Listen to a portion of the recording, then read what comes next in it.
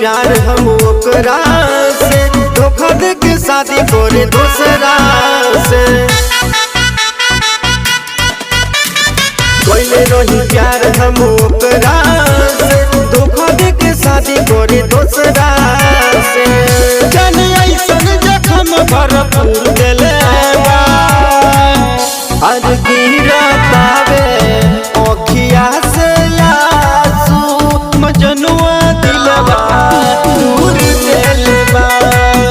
अरे गिरतावे ओखिया से आंसू, मजनुआ दिलवा दूर दिले बा।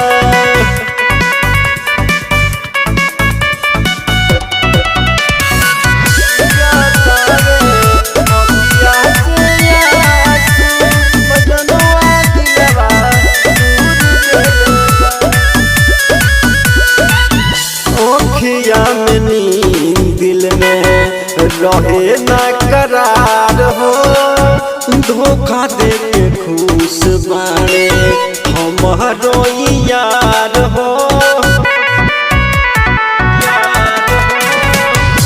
ओखिया में नींद दिल में रहे ना करार हो, धोखा दे के खुश बारे हमारो यार हो। हमर देखल सपनमा दूर दिले बा, हर गिरतावे ओखिया से आंसू, मजनुआ दिलवा दूर दिले बा। हर गिरतावे ओखिया से आंसू, मजनुआ दिलवा दूर दिले बा।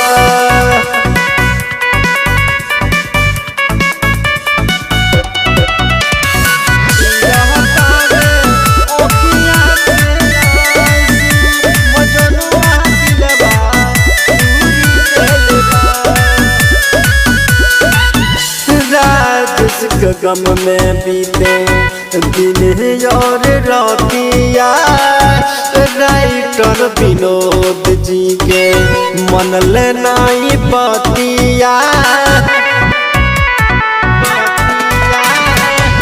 राजेश के गम में बीते दिन